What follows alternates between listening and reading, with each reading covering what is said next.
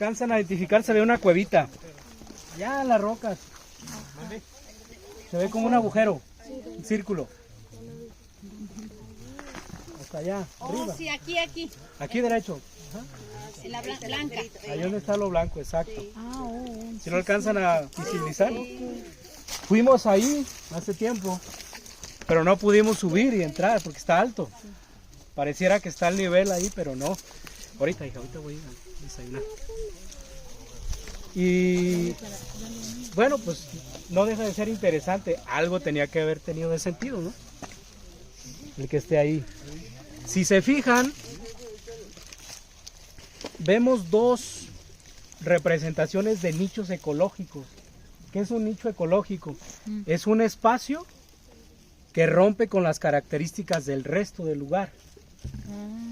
Hay dos puntos donde se ve más verde. ¿Sí lo identifican? Sí.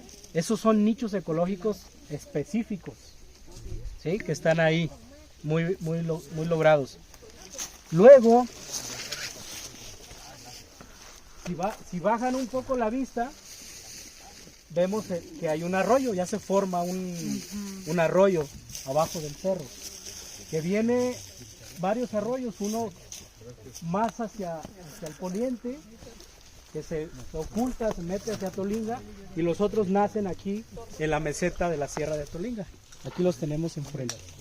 Todos los asentamientos prehispánicos que están en cerros tenían que ubicarse como principal característica donde hubiera agua. ¿Sí? Si no había agua, no hay manera. Si ustedes se ponen a investigar las culturas egipcias, mesopotámicas, babilónicas, todas iniciaron donde había un río. Todas. No hay una cultura actual, bueno, antigua, porque actual ya tenemos a los árabes que en el desierto han hecho maravillas, ¿no? Pero ayudados pues con la tecnología y los petrodólares. Bueno, vamos a explicar el topónimo. ¿Qué es un topónimo? El topónimo es explicar el origen o el nombre de algo. En este caso, la raíz de qué significa Tlaltenango y Tlaltenapa. Si ustedes han revisado en internet o leído el libro de Casas, el libro de José G. Montes, el libro de... ¿cuál otro? Bueno, esos dos de manera concreta dicen que Tlaltenango es ciudad amurallada, ¿no? Tradicionalmente asociamos Tlaltenango, ciudad amurallada. Bueno, vamos a hacer un ejercicio para entender qué significa Tlaltenango y Tlaltenapa. Vamos a empezar primero con Tlaltenapa, que es lo que aparece en el escudo del municipio, si ustedes lo recuerdan. Primero, debemos entender que estos pueblos que están aquí son de origen náhuatl, ¿sí? Teúl, Max, aquí, La Quemada, Las Ventanas, todos son náhuatl, ¿sí? Ok. ¿Cómo sabemos o cómo garantizamos que eso es así? Bueno, las investigaciones actuales nos demuestran pues a través de un análisis, entre muchas cosas, análisis de la lengua, de las palabras. No tenemos lengua ya en esta región, como en otros lados sí la tiene, pero acá no sabemos cómo era la lengua, pero tenemos los nombres de los lugares: Tlal, Tepechi, Tlalcozahua, ¿sí? Por mencionar algunos, todos son de una raíz náhuatl, ¿vale? Ok. ¿Quién sabe cuántos tlaltenangos hay en México? Está el de Morelos y está uno en Puebla. En Puebla. Y está uno en el Estado de México. En el Estado de México. Y el de aquí, ¿sí? 4, ¿cierto? Si no me equivoco, 4. Si ustedes se ponen a buscar en las ligas de acceso que yo les compartí. Hay uno en Cuernavaca. En Cuernavaca. Cuernavaca. Exacto. Creo que es San Mateo. No, O sea, del tiene... Tenango. el del Estado de México es el de San Mateo, Tlaltenango. Ah, algo ese. así. Entonces lo estaba confundiendo. Ese es Hay en uno la- que tiene San Mateo. Ok. Bueno, ese es en el desierto de los Leones. Si nosotros empezamos a buscar Es en camino al desierto de los leones, San Mateo Tlaltenango. y le escribimos Tlaltenango, nos van a aparecer todos los Tlaltenangos. Lo primero, la primera pista que hay que tener en cuenta es que diga Zacatecas, Guadalajara, Nueva Galicia. Eso nos dice que es el Tlaltenango de acá. O que esté relacionado con nombres de municipios aquí cercanos. ¿Sí? Porque puede haber la confusión de que se encuentre en un documento que habla de Tlaltenango, pero es el Tlaltenango de otro lado. ¿Sí? Entonces, primer pista, hay que ubicarlo con los lugares que debe de decir que uno identifica que son de la región. ¿Vale? Bueno, entonces, Tlaltenango lo dividimos silábicamente primero, para poder identificar el nombre. Vámonos por partes. Tlal, ¿sí? Es náhuatl y viene de Tlal, viene de Tlali o Tlayi, ¿sí? Tlal, Tlayi. ¿Qué significa Tlal? Por allá alguien dijo. Tierra. Tierra. La traducción de Tlal es tierra. ¿Sí? Ahora, vamos con la siguiente. Te. ¿Qué significa te? Es náhuatl, significa piedra. Entonces llevamos Tlal, piedra. Te, piedra. Ahora, lo interesante viene en Nan. N-A-N. ¿Sí? Nan hace alusión a la gran diosa, Tosi. La gran diosa, la madre de todo la que dio origen a la vida según los mexicas. ¿Sí? Y eso representa a Tonantzin. Entonces la palabra Nan se viene o deriva o se entiende o se explica a partir de Tonantzin o Tosi. ¿Sí? Entonces Nan viene a hacer referencia a una deidad suprema, ¿sí? O a una diosa o a alguien importante. Entonces llevamos Tlal, tierra. Te, piedra. Nan, lugar de una diosa o lugar importante de una deidad. Y la palabra go, ¿sí? O co, ¿sí? Aunque co es la forma en la que a veces los escribanos o amanuenses, las personas que escribían, y escribían co en lugar de go, pero go es lo más antiguo que hay, co es más reciente, ¿sí? Entonces, Tlaltenango significa, un poco aludiendo a esta explicación, ¿sí? ¿Qué sería? Teniendo en consideración estas tres cosas que hemos dicho. A ver, tratemos de darle un sentido. No lo hagan literal porque no tiene lógica.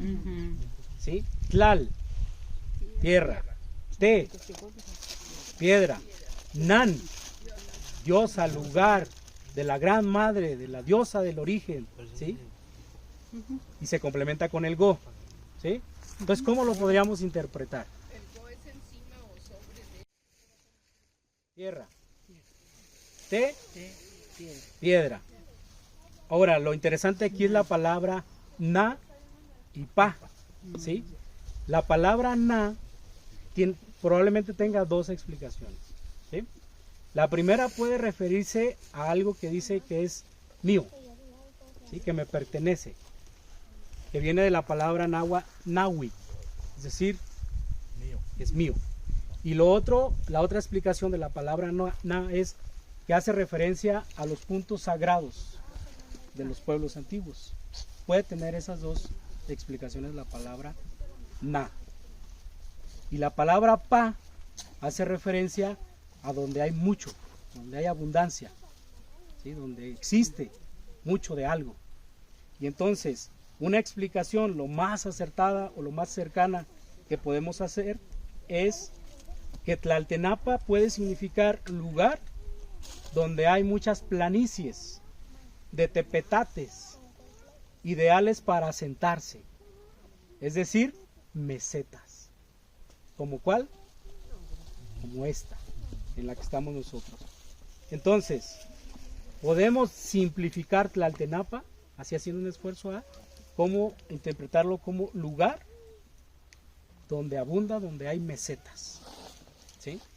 Entonces, una de esas mesetas puede ser interpretada este lugar en el cual estamos ahorita nosotros. Entonces tenemos esas dos probables explicaciones. Esta explicación la sacamos junto con un arqueólogo que es especialista y es nahuatlato, es decir, que habla náhuatl. Entonces nos sentamos, el doctor Manuel Márquez Lorenzo, y me empezó a explicar.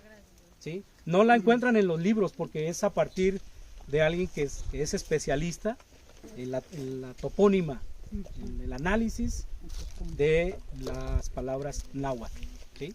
Entonces lo primero que me explicaba, dice, no podemos reducir el significado de algo prehispánico náhuatl a 2 o 3 palabras, eso es muy complicado, porque entonces pierde el sentido y ya no sabes lo que puede representar. Entonces es una propuesta que se hace a partir de un análisis del topónimo y a la vez de desestructurar la propia palabra, Tlaltenapa y Tlaltenango, ¿sí? Pero la palabra clave para entender Tlaltenango está en el nan, ¿sí? Porque está asociado a Tonantzin, ¿sí? ¿Quién es Tonantzin? Tosi. Tosi, la gran creadora, la madre de todo, ¿sí? Y entonces, ¿qué sucede en el Cerro del Tepeyac, en México? Ahí había un culto, ahí existe todavía, a Tosi, ¿sí? A Tonantzin. Por eso la construcción religiosa católica se hace ahí, ¿sí? Porque tiene una representación y un significado para los habitantes del lugar. Por eso les decía hace un rato, el mexicano ante todo, antes que católico, es guadalupano. ¿Por qué? Porque se dio un sincretismo entre estas diosas prehispánicas, Tosi, ¿sí?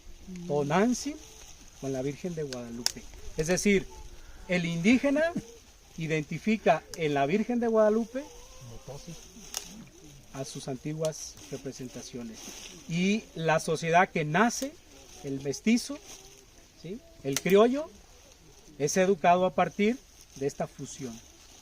Por eso existe una fe tan inquebrantable hacia la Virgen de Guadalupe. Por eso en estos días les decía, 12.1 millón de personas visitaron la Basílica de Guadalupe. Es increíble, pues. Pero viene de la fusión de lo prehispánico con lo que aparece, con lo español, ¿no? Con lo occidental. Se menciona que bajo la basílica está la pirámide de la diosa Coatlicue, o Que también se asocia, que es lo mismo. Algunos dicen que es Coatlicue, otros dicen que es Tosi, pero al final es la misma, que se representa de forma distinta. Mexicas, teotihuacanos, toltecas, ¿sí? Acuérdense que los aztecas, mexicas son los últimos, la última cultura que está aquí cuando llegan los españoles, pero ya atrás pasaron muchísimas, y los aztecas lo que hacen es apropiarse de la riqueza cultural de las demás. Fueron muy inteligentes, lo que hacen es agarro de los teotihuacanos, de los toltecas. Y se asientan en cierto lugar. Así es. Teotihuacán ya estaba abandonado cuando los aztecas llegan por la peregrinación. O sea, eso es la última cultura, es la última. Y nosotros somos los que se fueron quedando de flojos en el camino. Se dice pues que en ese trayecto se pasa por esta zona y se queda una parte, ¿no? Sí. Se queda una parte en esta zona y se distribuye. Hay muchos postulados, unos dicen que en la quemada, y de la quemada se vienen para acá, otros sostienen que llegan al Teúl y del Teúl se distribuyen. Ahí hay que leer muchísimo para tener Pero claro. también se disputaban ciertos espacios, ¿no? Todos. Lugares, todos. Y por eso era como ellos tenían, eran guerreros, ¿verdad? Lo último, de los huicholes. Es la cultura, la etnia, la palabra que se utiliza hoy en día, etnia. Los tenemos aquí cercas, ¿sí? No está muy lejos. Y son una de las culturas precolombinas ancestrales que todavía conservan su lengua, su vestimenta y mucho de su cultura, mucho. Han estado conviviendo pues durante cientos de años aquí en la región y lamentablemente por el racismo y el clasismo que nos impera a todos, hay siempre esa discriminación, ¿sí? pero es una cuestión que a veces ni nos damos cuenta, lo hacemos de manera Inconsciente. automática o inconsciente. Pero es la cultura cercana, que no desarrolló grandes pirámides ni mucho menos, pero que es una cultura muy antigua, ¿sí? Que tiene una explicación muy bonita. Voy a decir algo así muy rápido nada más de ellos. Muchos de ellos, sus autoridades, sus responsabilidades, las determinan a través de un sueño. Lo que el sueño indique es lo que se tiene que hacer. Si yo soñé que tal persona debe ser el gobernador o que tal persona debe ser tal funcionario, se le va y se le comunica y se le explica la responsabilidad. Pero es a raíz de un sueño. Ese sueño es la comunicación con las deidades, el sol, el venado, Peyote. la Virgen de Guadalupe. Alucinante, ¿no? El peyote. Ojo con el peyote. El peyote es una planta Es que lo hacen. que se utiliza En sus ceremonias. para tener una cierta conexión, ¿sí? Poder llegar. Para poder estar ahí con ellos. Entonces, es fantástico pues ahora que estamos conviviendo con ellos como profesores y empezamos a conocer mucho de su cultura. A mí me nacía mucho la inquietud de cómo hacen esto. Siguen creyendo en sus deidades, pero también son católicos, Sí. ¿sí? Entonces me explican que aceptan la religión católica porque fue la única que no les obligó a que olvidaran a sus dioses. Entonces hay una coexistencia ahí. Pues en esos sueños también se aparece la Virgen de Guadalupe y les dice, o algún santo, la tienes que poner a esto, tienes que poner a esto. Y hay una conexión equilibrada con la naturaleza. En Semana Santa hacen ceremonias en donde conjugan a los dos. Eso es el sincretismo, ¿no? Eso es el sincretismo. Y de hecho, cuando eligen su gobernante, lo preparan. Tiene una preparación de cierto tiempo, como para purificarlo, como para irlo... Sí, claro. Si no es cualquiera, ¿no? De hecho, desde chicos se van Desde perfilando. pequeños, sí. O sea, son más listos que nosotros. Y eligen varios. Pues A lo que voy con esto es que no han perdido ese respeto y esa comunicación pues con su antigüedad, ¿no? Con la Y esencia. Con sus y gracias a la principios, incomunicación, porque mucho tiempo pues es la parte muy Tuvieron muy remota, muy olvidada, muy difícil de accesar allá. Y gracias a eso también se conservaron todas esas costumbres y esa forma de ser. son celosos. Que si se hubiera hecho como aquí, que estaban los cascanes y que se comunicó pronto esta región, la comunicación pierde muchas cosas. Sí, el celo Es como lo que parte estamos de... viviendo aquí. Es que son celosos de sus... El hecho de venir aquí y que otra gente se den cuenta y arraigo empiecen a venir, cultural. pues se va a perder muchas cosas. Claro.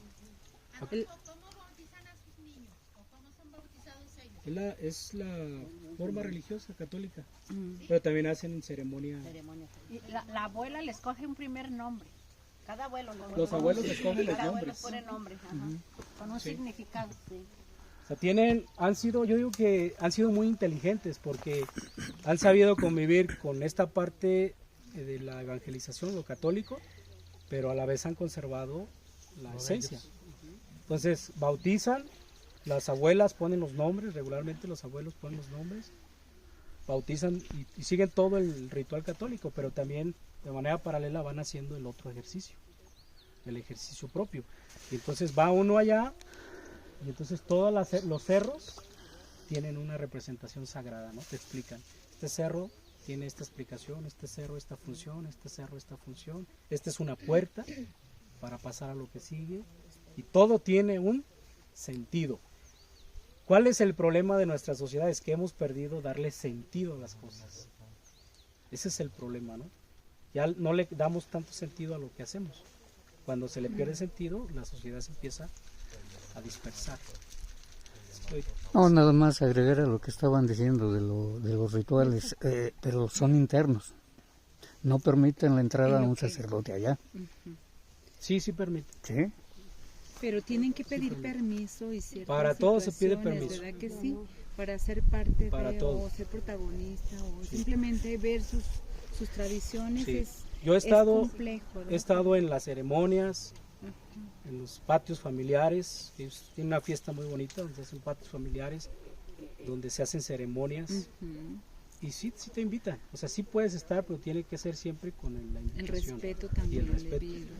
Y es el consumo de la bebida sagrada, el tejuino. ¿Sí? Tejuino es una bebida que te permite tener una conexión con la deidad, con lo espiritual, con lo sagrado. Y ese sí es tejuino, no es que venden por Ese es tejuino. no es que venden por acá. O sea, es un tejuino pues trabajado.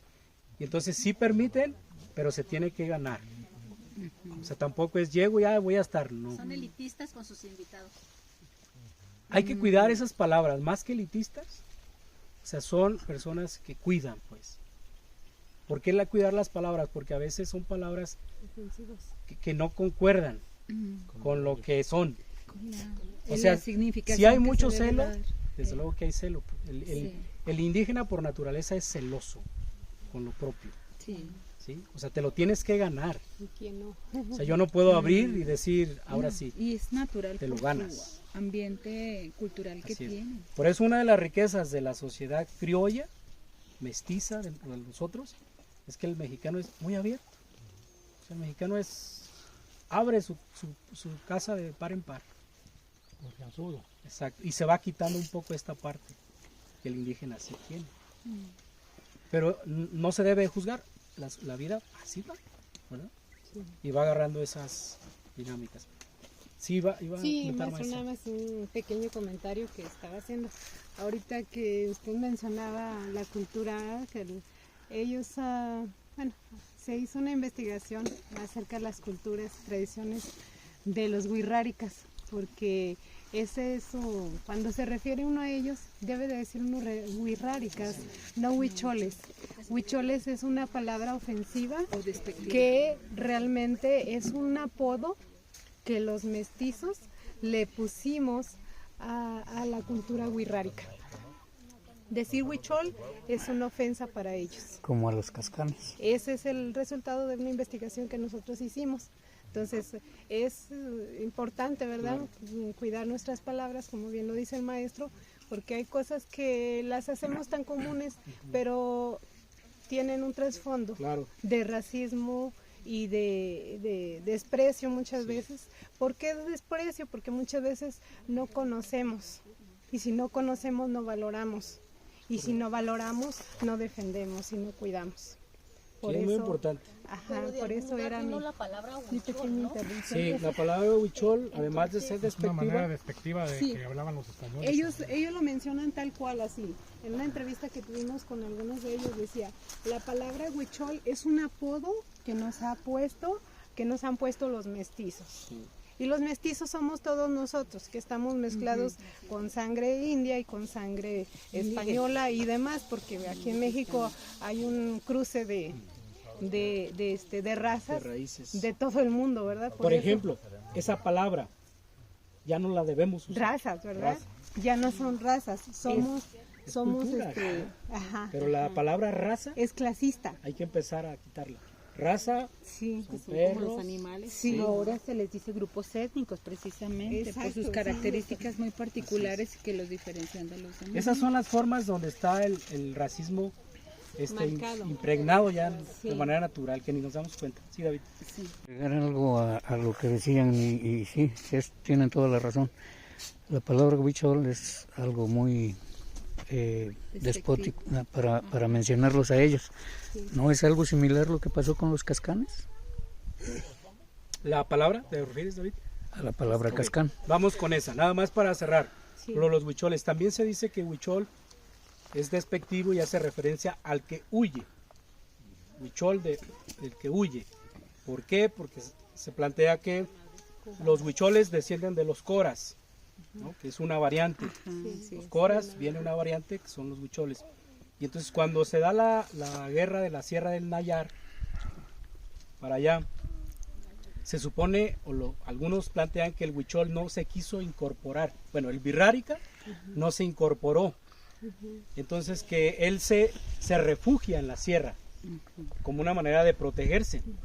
Y los otros grupos, como los coras, como los tepehuanos, ¿sí? Como los mexicaneros, ellos enfrentan o se enfrascan en una lucha contra los españoles, y entonces consideran que el huichol es huichol porque huye, ¿no? Huichol es aquel que huye, que se va, que se refugia, ¿sí?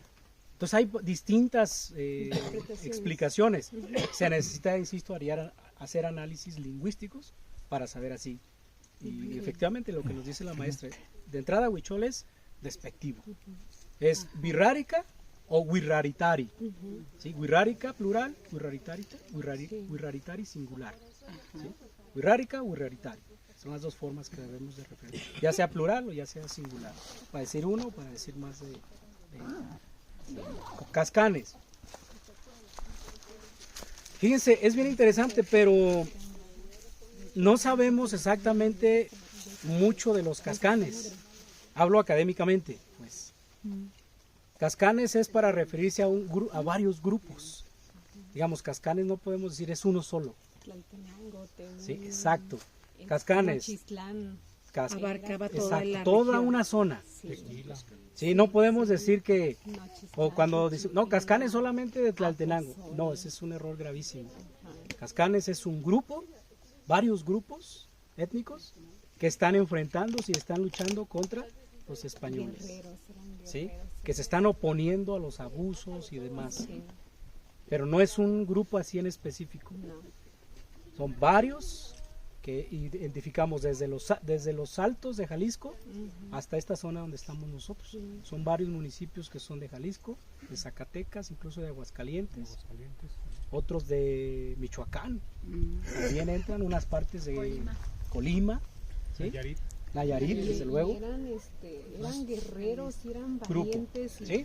Su lema era hasta tu muerte o la mía, pero los españoles batallaron mucho. Se plantea que Cascán, pues, es que ellos llegaban los españoles a pedir comida o preguntar algo, y ellos decían, no hay, o sea, Cascán, ¿no? Pues, o sea, como decir, o sea, no tengo.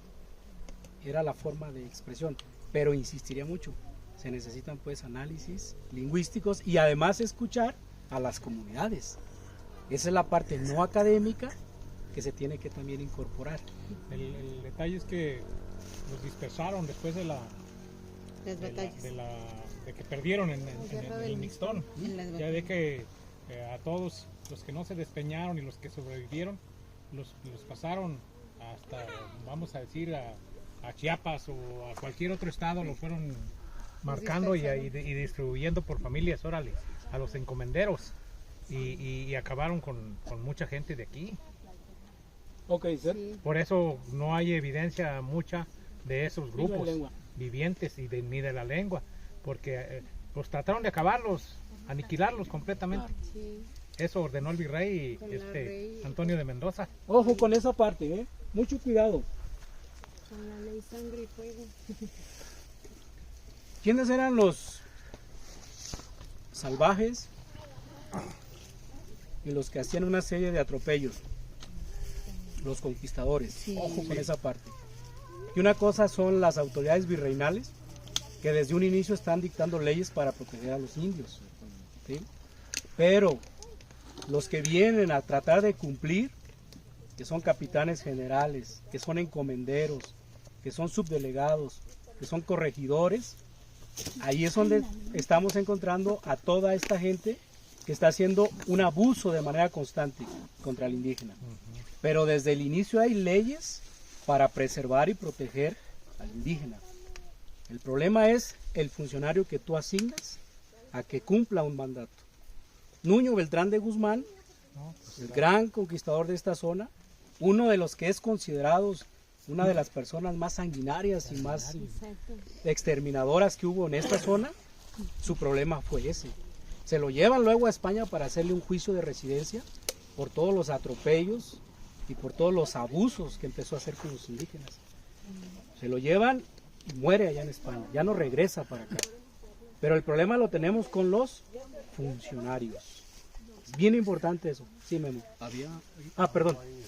Había una divisa que se llamaba, o se decía, acátese, pero no se cumple.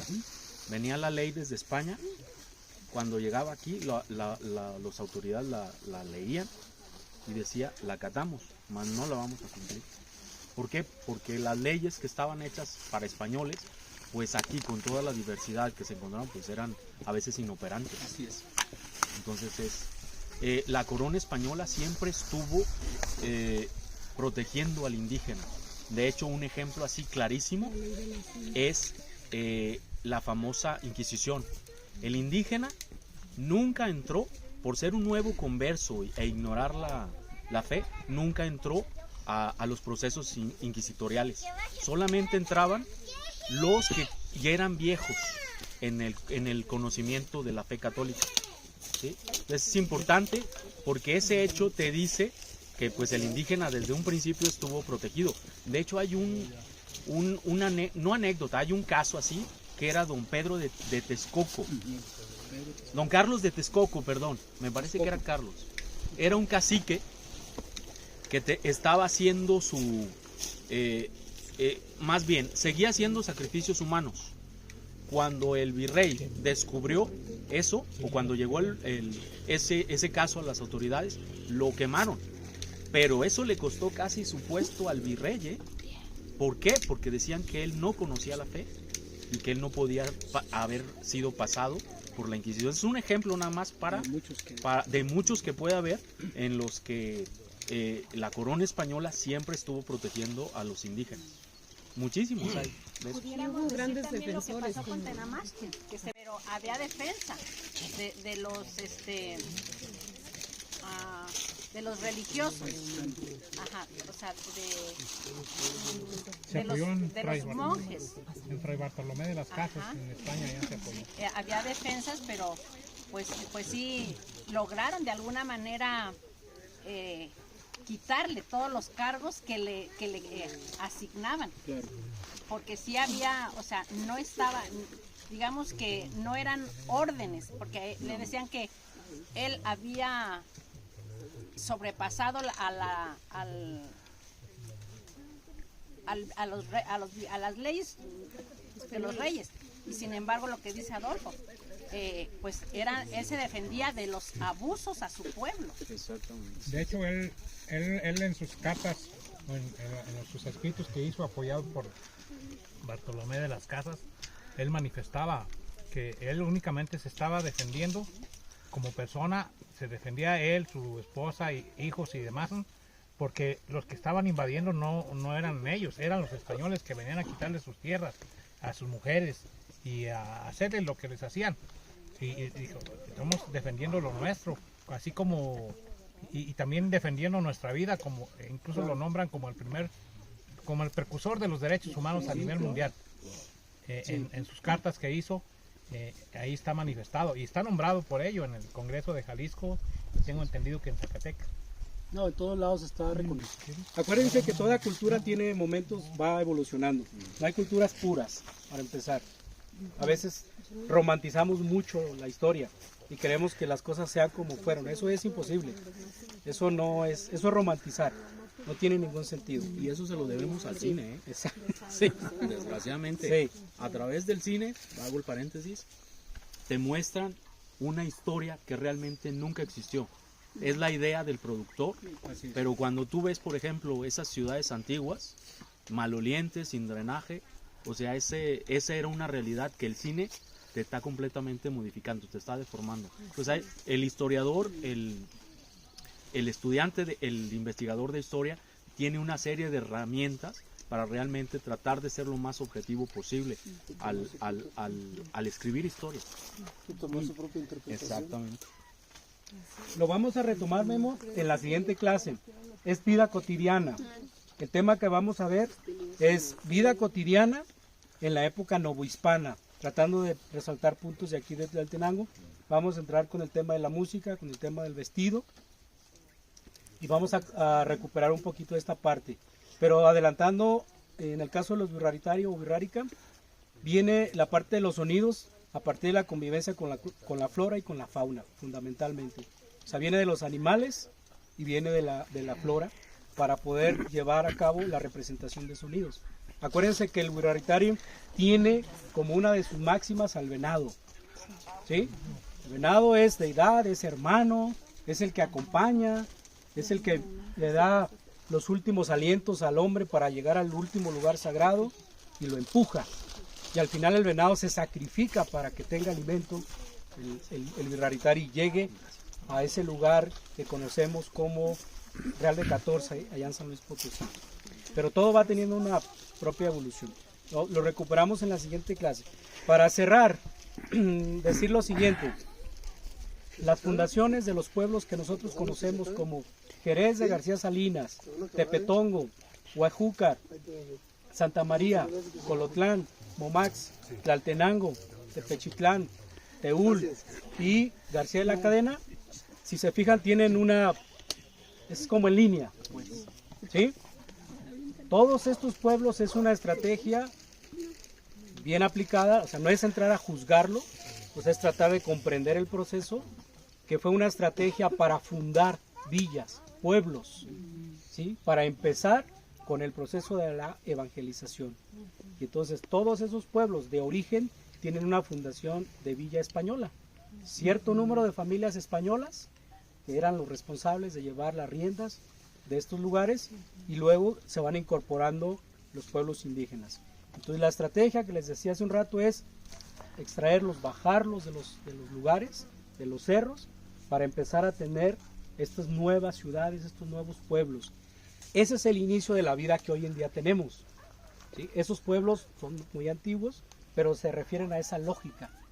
Vas a fundar nuevos lugares con una nueva ideología, donde vas a tratar de hacer un sincretismo, donde vas a tratar de respetar al indígena. Eso es bien importante tenerlo claro. ¿No sería como una posible refundación? Porque ya muchos estaban... Muchos estaban ya ahí. Ya estaban ahí, ¿no? nomás vinieron los españoles a meterse entre ellos a reestructurar todo. A reestructurar, a cambiar todo a su manera de ellos. Pero, por ejemplo, Tlaltenango ya existía como pueblo indígena, pues. Igual el Teúl, igual Momax, Tepechitlán, todos. Nada más llegaron a refundar, podríamos decir. A remodelar. A cambiar de lugar. No me gusta aquí, vamos allá ahora. Claro, es la estrategia, pues. También, ¿Sí? Es la estrategia para poder iniciar, insisto mucho en esto, una nueva forma de vida. Por algo se dice que son Totalmente conquistadores, ¿verdad? Llegaron a conquistar. Pero eso lo vamos a ampliar pues en la siguiente clase para poder estar tocando ciertos puntos específicos. Y bien importante esto, no tenemos una fecha de fundación de Tlaltenango. Ojo con esa parte. La fecha que se maneja es una fecha política, no histórica. ¿Sí? No hay un documento, al menos no lo hemos encontrado, que diga la fundación de Tlaltenango ocurrió tal fecha. ¿Sí? O sea, no tenemos esa evidencia. Se ha manejado políticamente, está bien, no pasa absolutamente nada. 1531. Pero hay que tener claridad de que no tenemos la evidencia de un documento histórico que te diga, aquí está.